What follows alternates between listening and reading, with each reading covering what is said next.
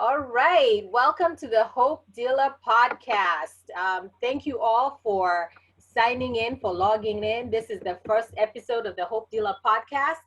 Do you have hopes that you've given up on? Do you wish you had the secret sauce, the energy, the passion, the enthusiasm that people you admire seem to have? I know most of us have mentors or people that you aspire to be, and you're thinking, what is it that they have? Are you that person who has that familiar tug, that pull to grow, to be more, to do more, to take the limits off of your dreams? Well, this is the podcast for you. We will feature content and guests that will inspire you to embrace the relentless pursuit, persistence, perseverance, and passion required to manifest your best life and impact lives. So join me on this journey because I believe all of us have purpose and all of us can break through the limits that we have on our minds, and we can unearth, discover, and develop the insight and clarity we're all seeking to live a life of purpose and vision. So the podcast starts now. So today's episode is featuring Tynietta Congo. After Jameil Aikeem Congo and his friend was shot by a mentally unstable man in a senseless act of violence in the city of Wilmington, Delaware, his mother, Ty Congo, shared her story with the Hope Hub on the Beacon of Hope show. She spoke courageously about what happened, how she dealt with that trauma and pain, and how writing her book, What Do I Do Now? How I Didn't Lose My Mind After Losing My Son, served as part of her therapy and her healing process. That book was a memoir of love and loss.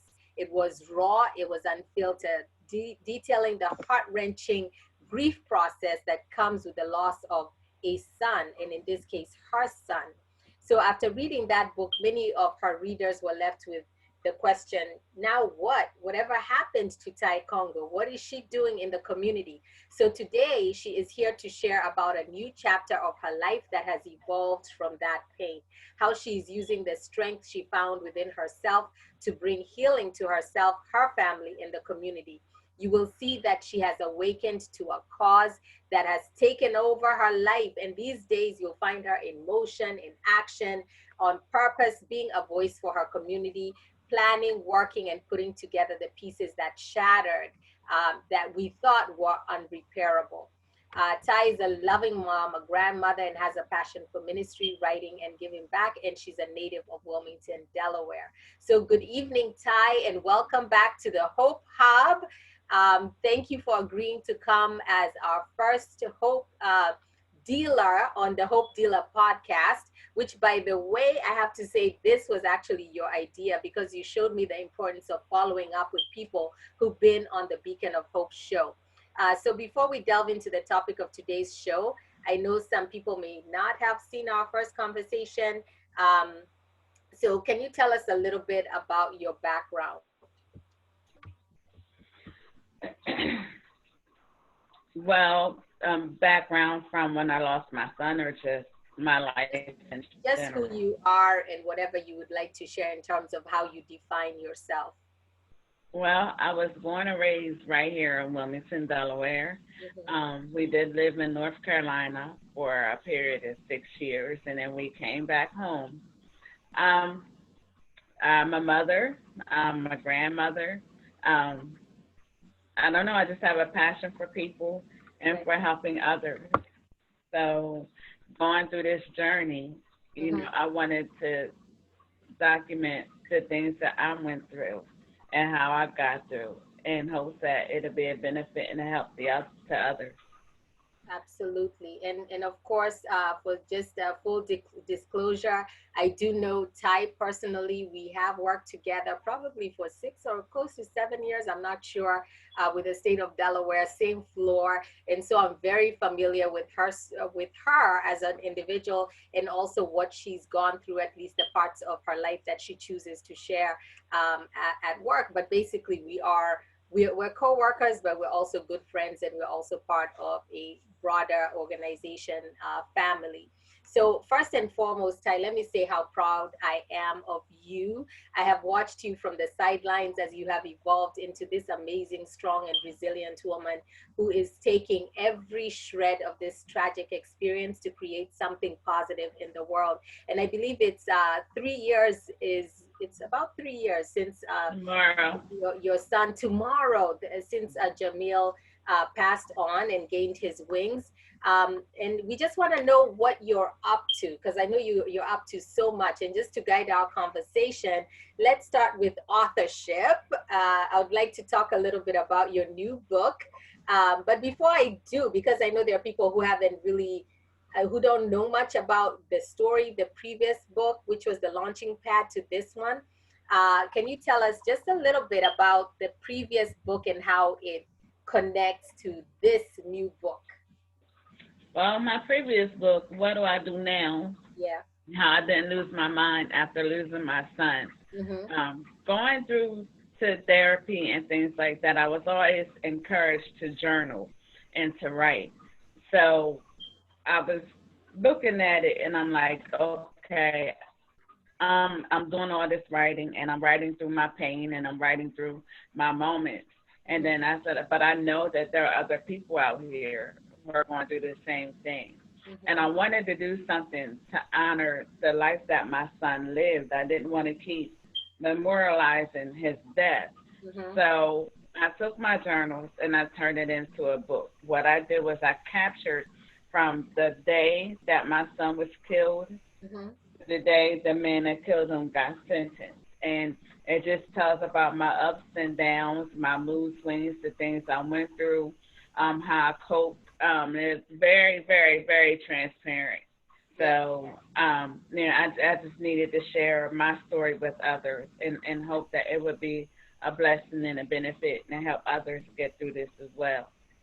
Okay, so from my recollection, and thank you for doing that, because there are a lot of people who go through therapy and they have that stigma where they are afraid of the stigma. So they don't really share that experience that they actually had to go through counseling and therapy in order to overcome the issue that they were going through. So number one, I'm so grateful that you shared that in your story. And also you shared the fact that it wasn't easy for you to even accept therapy, because you kept saying, I am a church goer, I'm a spiritual person, I got Jesus, why do I need to go to therapy? And then when I go to a therapist, Well, the the old cliche is black people don't go to therapy, they go to church. mm-hmm, But no, I beg to differ. I go to church and I go to therapy because that's why absolutely. God made therapy. And so with the previous book, that was your aha moment where you figured you came to an understanding that therapy does work, not just your self therapy in terms of journaling, but actually speaking to someone, right? Yes. Okay, so talk to us about I forgave him, now what? Putting the pieces of life back together, of my life back together. Tell us about that book and what made you write another book? I've been asked, I've been emailed, I've been called, I've been texted. People see me, when is your next book coming out? Mm-hmm. Your first book blessed me so much. When is the next one? Yeah. So I was kind of thrown into writing the next one. Mm-hmm. And so, I prayed. I'm like, okay, God, I wrote about the trials and things that I went through. And Mm-hmm. at the end of the book, I talked about forgiveness and how I forgave the man that Mm-hmm. killed my son. And then when I tell people that, they look at me like, how on earth were you able to forgive this person? Yeah. So all of that's in this second book. Okay, I forgave him. Now am I supposed to do it myself? Right. What am I supposed to do with this forgiveness that I gave? How is this going to benefit me by forgiving him? Right. So that's what this next book is on. What I started doing and what I began to do after I forgave him. Okay, how do I put my life back together again? Do I just stay in this bubble and just sit here? Or Right. do I try to live life? And then I began to think about my son and how he is. And I know that I've developed a lot of his spirit. Yeah. Because before, I'm one that tell you quick, I don't like people.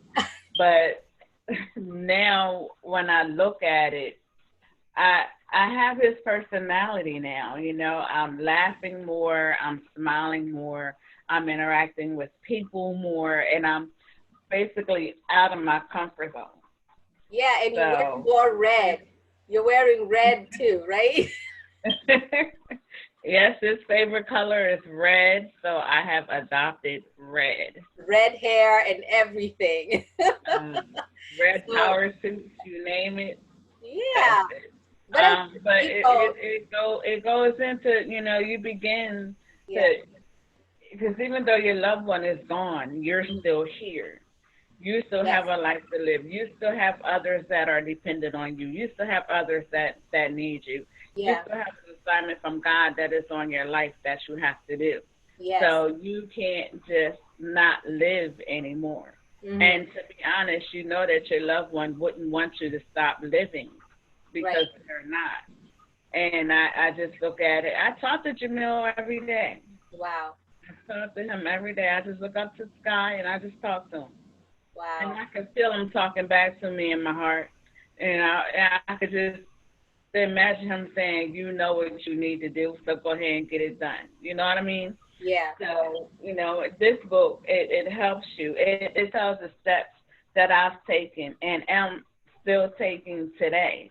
Right. It tells you things that I've done, things that I'm doing, ways that I cope. Yeah. Um, and I pray that something that I said and that I shared is beneficial. And like with the first book, I'm very transparent in this one. Hmm. Sometimes I feel like my mechanisms work, Yeah. sometimes I don't. But Right. I still go through them anyway. I'm not going to give up. Yeah. The one thing that I need people to know and understand is your grief is going to be there forever because Hmm. a part of you is gone. Yeah. But you still have a life to live. You can live through it. You can live through it and you can live a happy, healthy life. Right. And I think what you said is really, truly powerful because, in the last couple of years, there are a number of my friends who've lost family members. And, when a birthday rolls around or something significant to that person rolls around, they're not sure how to cope. And they don't even know how to live on without this person in their life. And so they end up being in this space of depression where they feel like I can't smile anymore, I can't do this, and you don't want to be around people anymore. So I think the lesson, and I know it's been 3 years, and so these lessons have come with time, and you've learned how to deal with some of these issues. But I think what is important for people to see is that you've embraced aspects of him where you're saying, this is the kind of person that he was. These are the things that I admired about his life. And so I'm going to take those pieces and carry them forward through me as part of his legacy. So I never forget him.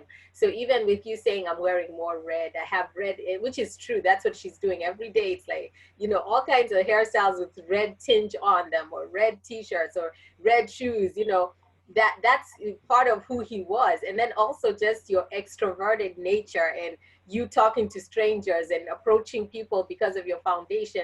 That's who he was, a community person known by everyone. Now that's who you're becoming. But all those are really they probably came from you, Ty, at some point. Even though you say you're a closed, you're introverted, I really think you are kind of extroverted, or maybe in the past you were, but he's part of you and you're kind of living through him. And I think that's going to be amazing for people who can just take that one piece and say, okay, my dad passed or my mom passed, what are those things that I so admired about her qualities that I can now start to build traditions around her, so that I can remember her. Can you tell me about Christmas, how this Christmas was with him being gone? Maybe how you guys incorporated him and his memory into how you spend Christmas, or just his birthday or something. Um, Well, his birthday is actually coming up May 30th, and I've planned a big birthday barbecue oh, in his nice. memory. We're going to have this birthday party Jameil style. We have his music, so we're playing his music. We're gonna have plenty of burgers. His favorite food was burgers. We're Yes. gonna have the red and black balloons. We're just gonna party like Jameil's right here with us. So I cannot be sad. I don't want any sad faces. I don't want any crying faces. We're No. gonna cut up the way Jamil would cut up if Jamil was here. The only stories we're gonna share is ones that he did that kept us laughing. Oh, I So need my invite, and I know it's gonna be some burgers and fries and chicken fingers because that's what you said he kept ordering at every restaurant. no matter where we went, that's what he ate. And it'll be, like I said, it'll be 3 years tomorrow. My Yeah. oldest son and I are spending the day together. We're Hmm. gonna go eat us some burgers, fries, and chicken strips because Ooh. that's Jamil's favorite food. So we're going to spend it. That's our time, just me and him, so Yeah. that we can bond and reflect and think on the things that Jamil did. And that's what he shares stories with me of what they did when they were younger behind my back that I didn't see, and I can't do anything but laugh because Jamil's not here for me to strangle him. So it's just that's just our time. That's our special time Oh, I to love remember it. our loved ones. I So, love it. I love it. But back to the book, and I'm not going to share too much. Last time, you had to tell me, stop, stop, stop, Faith. You're telling them the whole book. But I know the main topic of this book is forgiveness and picking up the pieces. How would you recommend someone start? If you can just give them just a small snippet that will make them think about maybe this is a step that I should take in terms of forgiving someone. first and foremost, own your feelings. Mhm. Admit how you feel. If you're having a moment, have your moment, but don't let your moment have you. Mm. Go do whatever you need to go do, and then pick up and move on. And what I mean by moving on is if you spent the day in bed, the next day you got to get up. Yeah, You got to get up. Don't stay there. yeah. Sometimes you have to will yourself through, and when you're like that, you have your first day. By the second day, you get with your support system. Yeah, yeah. Support systems are important. And I know with you, a huge support system has been your church, your prayer partner, and that, that's a good connection to my next question, which is about self-care, because a huge part of building resilience after something traumatic, and trying to put your life together, is self-care. What are you doing for yourself in terms of self-care? Okay, well, first, I just want people to know and understand. No, I don't have all the answers. I don't have it all together. Yeah. I struggle. That was my son. That was a part of me. I struggle. Every day when I open my eyes, I say, Lord, I'm about to get up. I need you to do the rest because I can't do it on my own. Mm-hmm. So with that, um, my self care is when I'm feeling overwhelmed and I just feel like I'm gonna have a panic attack or whatever. I take the time that I need. If I feel like I can't work, or Mm-hmm. if I'm at work and I just get that anxious feeling, I Yeah. just talk to my supervisor. I can't. I'm having a moment. I can't deal. I need to go home. Mm-hmm. So in that moment, you do what you need to do for your mental sanity. You do Yeah. what you need to do for your health. Right.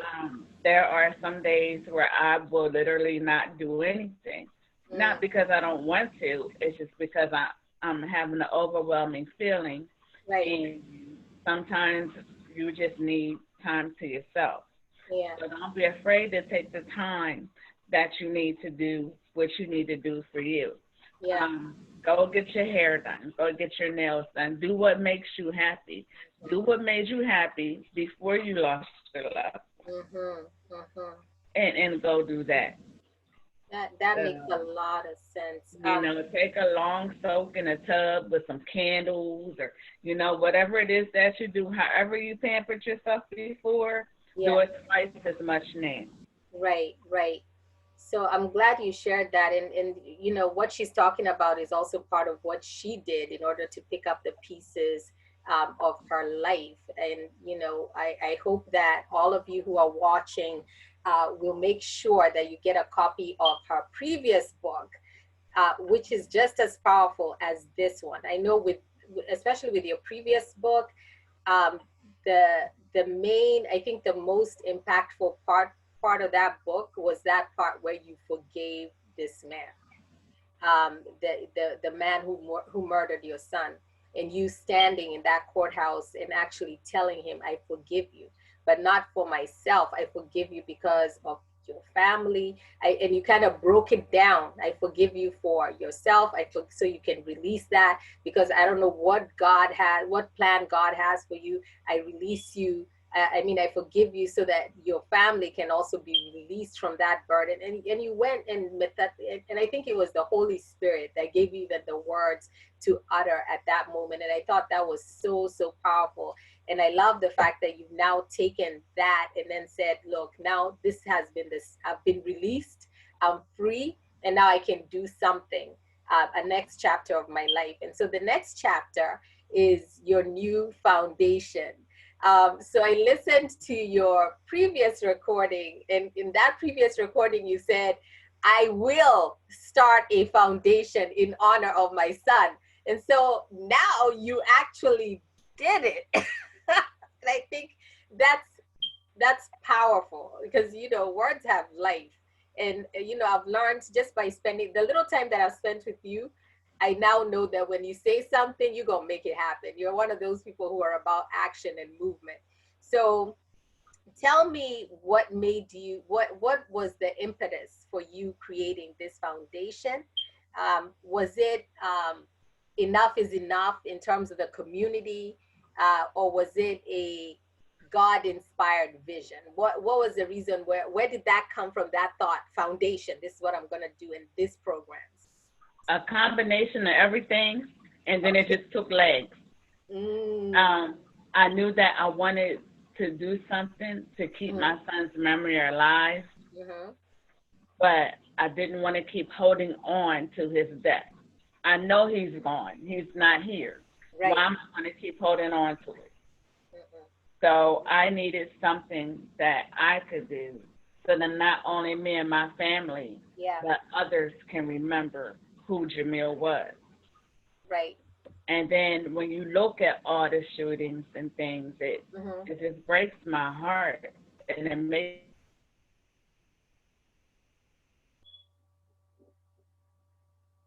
Did you get muted? Ty, I can't hear you. What happened? Did you unmute yourself by accident? Or, okay, I think now I can hear you. Okay, can you hear me now? Yeah. Okay.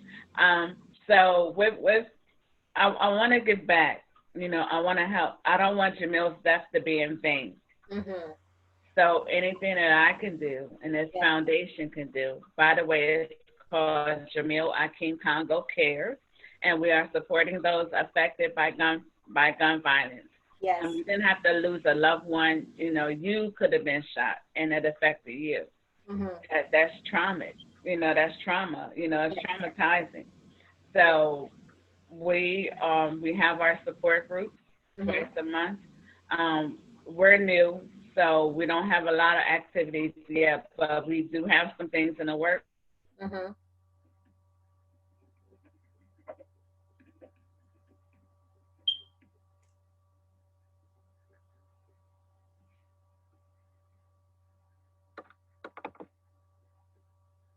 No.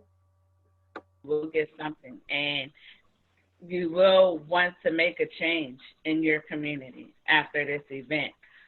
We are working on trying to start a basketball league, after school programs for the kids, because if you look at it, everything that our kids, they have nothing to do.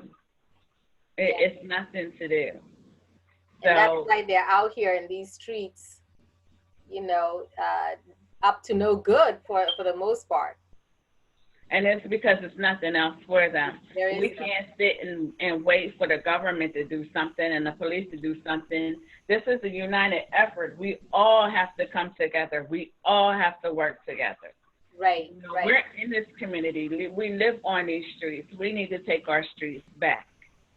Absolutely. We need So to take our what streets.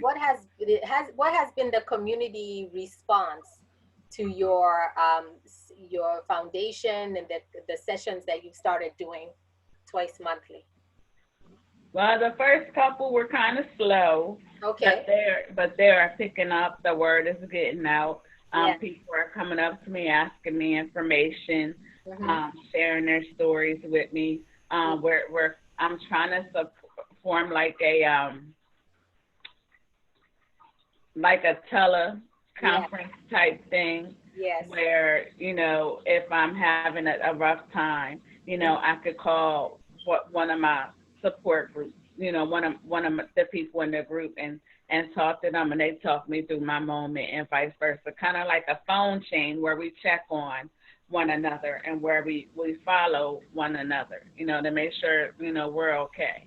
Yes, yes. So, well, just from watching your news feed, uh, you're one of those people who I don't know whether you're signed up for an alert system where every time there's a shooting, every time there's something that happens in the city of Wilmington, you're usually it's on your radar.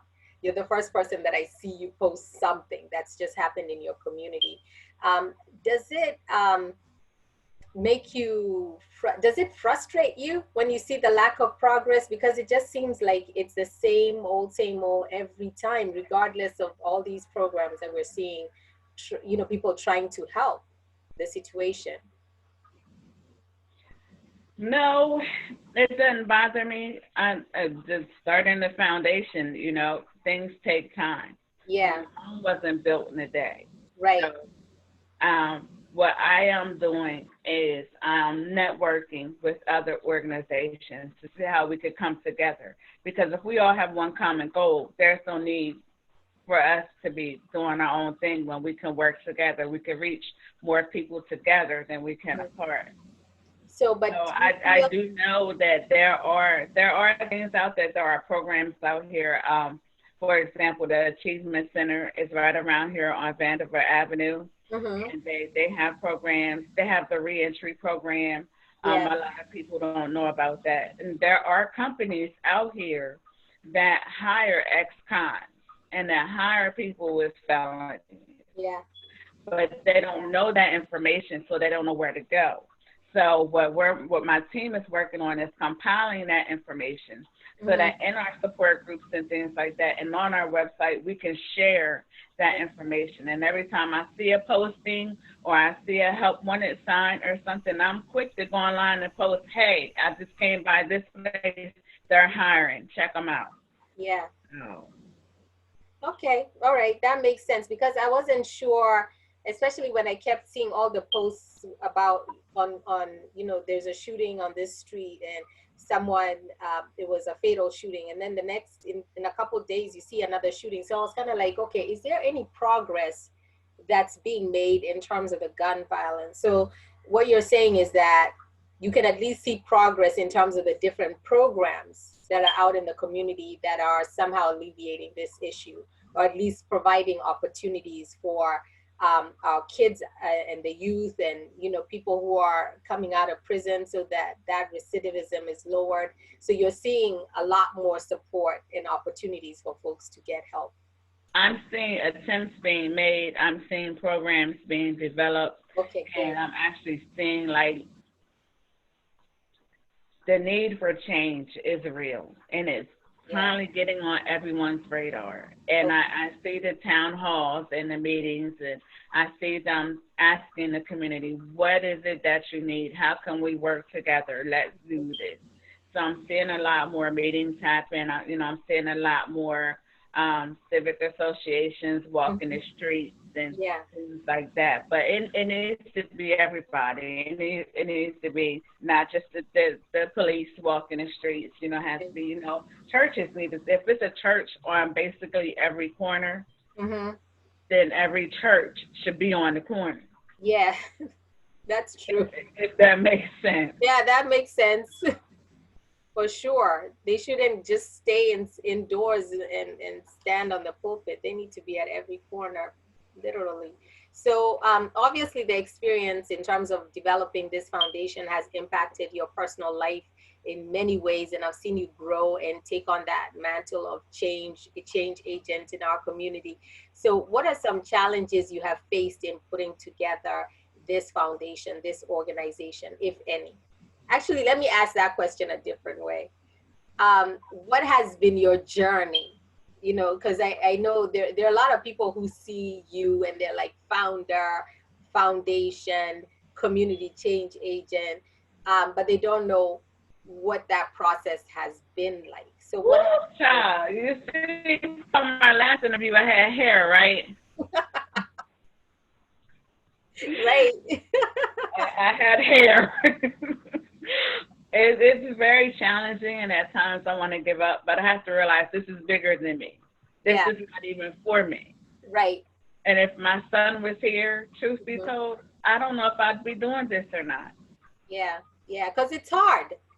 It's It's very hard. yeah, it's very, It's very very hard. hard. The staying up at night writing Yeah, bylaws and conflicts of interest and goals and visions, and then how you're going to connect with this person and that person, and how right, you're going to work together. And then what are you going to do to raise funds? Because you need money. right. You know, it's not going to run itself. Mm-hmm, So mm-hmm. it could be challenging. You know, there's been nights I've cried. There's been nights when I said I give up. I'm throwing in the towel, and God said, "No, you're not. Go on, Mhm. cry, wipe your tears, get up. We got work to do. Exactly, exactly. So let's get it done." But this is bigger than me. And you know, it may have started out with something that I wanted to do for my son, Mm-hmm. but now it's bigger. It's bigger than the both of us. Right, right. And what I've noticed for you especially is that it's a faith walk. It's not just, you know, a business entrepreneurship or community. It's like every day you're walking by faith. You're believing that the resources are going to come. You're believing these people who are going to be your destiny pushers, your destiny, what are they called? Connectors are going to come your way, and you don't shy away from approaching people and asking for help when it's necessary. Do you have any advice for someone who is looking to start something like this? What are maybe some things that you wish you knew before you started? I wish I knew that it was going to be this hard. But then again, I probably wouldn't have started if I did. I say find a mentor, find someone that has a foundation that's been successful in their nonprofit for at least 5 years. Mm, Uh, Shadow them, yeah, walk with them, allow them to mentor you. yeah, You know what I mean? Ask them to share with you. Ask questions. You right, know, go to other organizations, meetings, and things like that, and discuss what it is you want to do and yeah. how you can help them with theirs, which will prepare you for yours. Wow. Okay, okay. So it has to be mutually beneficial in terms of your partnership. And I know you have a really strong board of directors. So also in terms of Ty and her work, she has people who have expertise in different areas. And so they form a mastermind, a board that is helping her push out her marketing, push out her finances, her grants, and all these things. So she has that support system. So at least she And they doesn't drive feel me crazy. they do. They drive me crazy. I just want to look at them and say, "You're fired," because they won't let me do what I want to do. But Oh, I understand there's a process to everything, and there sometimes is. I'll get something to drop in my spirit, and Yeah, I'll try and pull the cart before the horse. yeah. Just allowing the horse to pull the cart. Mm-hmm. So sometimes when God gives you a vision, if you Yeah, don't understand how to carry it out, it could be dangerous. yeah. So even though they frustrate me, I thank God for them Of because them. they keep me grounded, they keep me focused, they make me look at everything, and they're like, "Okay, we're going to get to that, but right now we have to do this." That's true. So And yeah, actually that's another point in terms of someone who is starting a God idea and wants to formalize it and pursue it, is you have really done a great job in putting together a strong foundation. So she actually went and incorporated formally and has her 501c3 status. So when you look at the bones of her foundation, everything is solid in terms of the business and the structure and all of that. She put all of that together all in 1 year. What's your excuse? There's the people who are out here been starting a nonprofit just here in the mouth, like talking about it for years on end. So Ty has been that person that set up the structure, but also has been, you know that instinctively you have to drive the car, because no one's going to run your vision for you or implement your vision for you. You have to do. And that's why who you have in your circle is very vital and important, because when you tell your hopes, your dreams, and your visions to the wrong person, they're going to do everything they can to discourage you so that you not do what you need to do, so that you not reach them dreams or them goals. So you're going to lose people along the way, especially when you're walking in what God called you to do. Yeah. And you have to be okay with some things. That's right. Some people don't want you to change, and they have their own fears as to what will happen when you change, or what they're going to lose out by your change. But you have to keep going and do what God has for you. All of us have something that God has for us. So by you pursuing your dream, it doesn't take away from mine. So did you envision ever leading an organization? Was that in your dream scope, Ty? Nope. Not at all. Not at all. And I think we've discussed. If you would have told me this 4 years ago, while my son was still here, I'd be running somebody's organization, I'd be running you away from me, because ain't no way. Ain't no way. So what keeps you going? My love for my son, and knowing that this is bigger than me. Yeah. And that this is of God, and I know if God gave it to me, He's not going to let me fail. Yeah, I hear you. And I know you speak really highly about your grandchildren, and this also being part of their legacy. Yeah. Also spoken about your son. I plan to leave this foundation for Jameil's children to run. Yeah. When I can't run anymore. They can do that.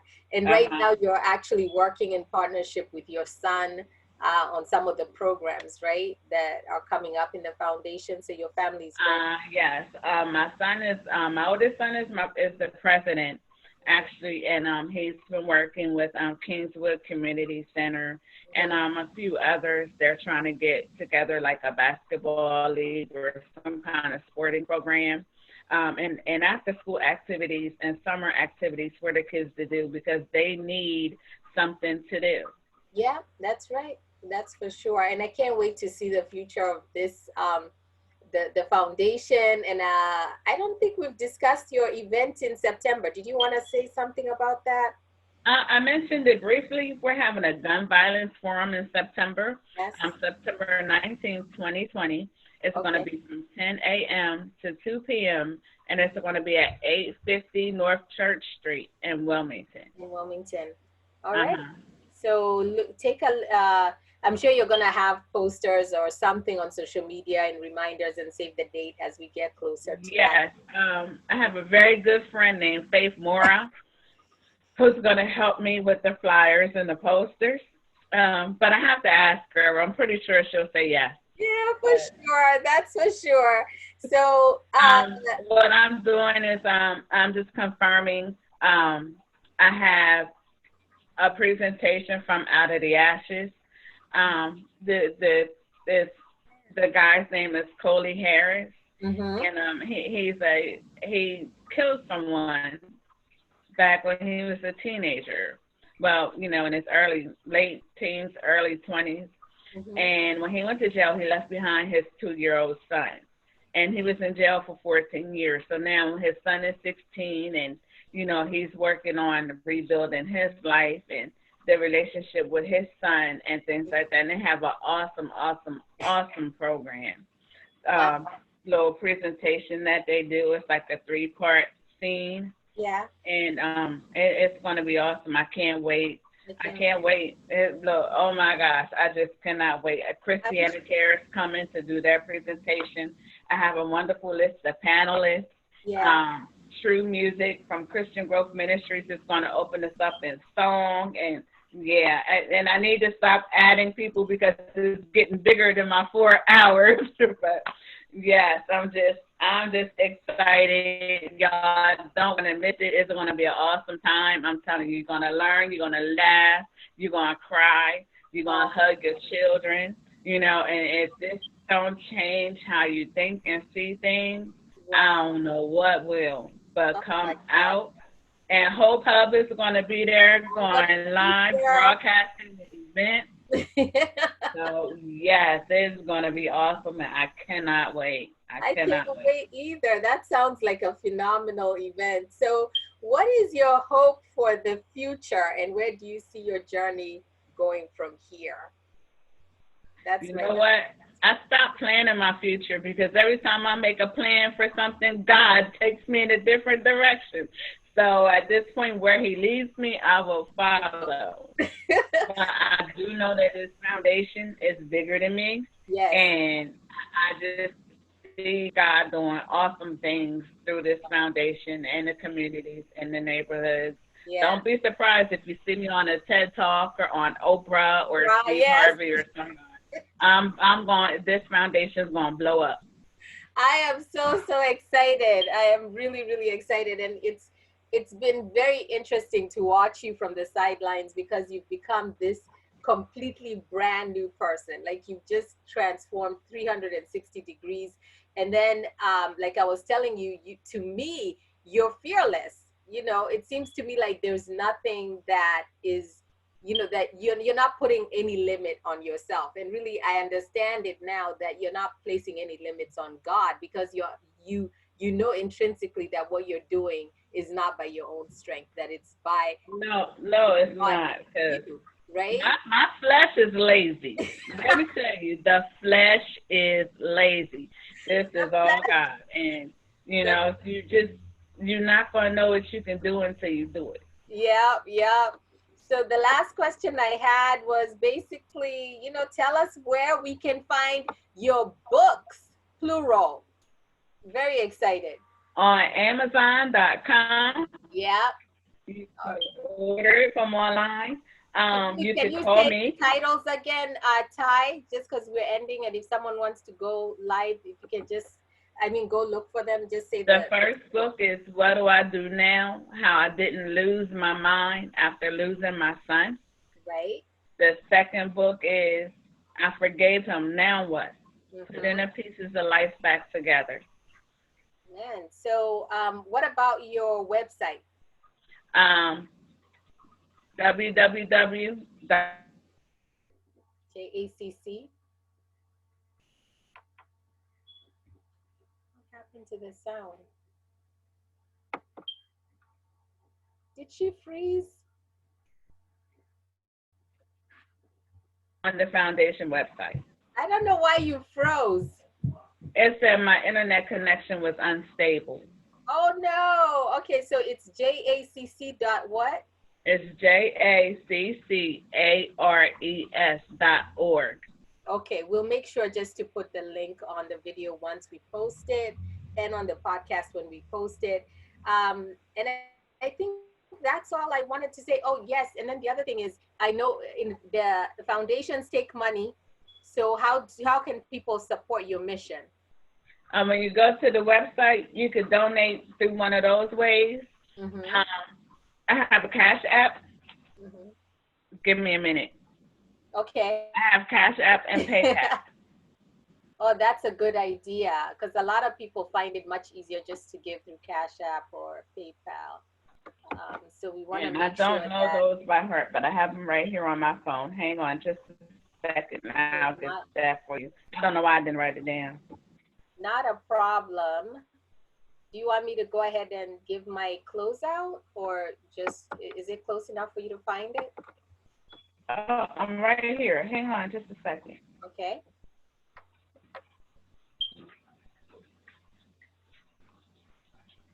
Few details. Come on.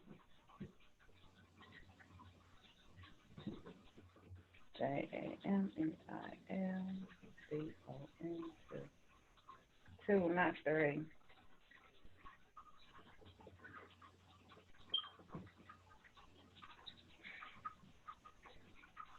Okay, yeah, you just go ahead and close out, and what I'll do is I'll text that information to you. Okay, not a problem, and we'll just make sure that we post it. So, in closing, Ty, I think what you're doing is so needed in our community, and it's also sorely lacking in many communities across the nation. As a Christian, I am reminded of Jesus Christ in his dying moments on the cross, giving us the greatest illustration of forgiveness possible, because this your story has been one of true forgiveness. And Jesus on the cross says, Father, forgive them, for they know not what they do. So if he can pray that prayer in front of the people responsible for his death, and in the throes and in the clutches of pain, death, hemorrhaging, bleeding, suffering, and dying, then surely it sets a benchmark for the rest of us as to what we will allow to remain unforgiven in our lives. So thank you for being a model of forgiveness, and even taking the time to write a book about, yes, I forgave this person, but now what? How am I going to pick up the pieces? How am I going to heal? I know that this purpose you have found is not by choice, but we're grateful for the activism you're doing on behalf of your son's memory and his legacy. You are a hope dealer. You're a community change agent. So thank you again for joining me today. And if you haven't already, get Ty's books and follow her on social media, and you have her website, and give back to the community through her Cash App and her PayPal, which we'll go ahead and post later today. So God Oh, what bless I you. forgot to mention is my second book goes live tomorrow. Oh yes. And why Well, tomorrow? I chose that date because it makes 3 years that I lost my son.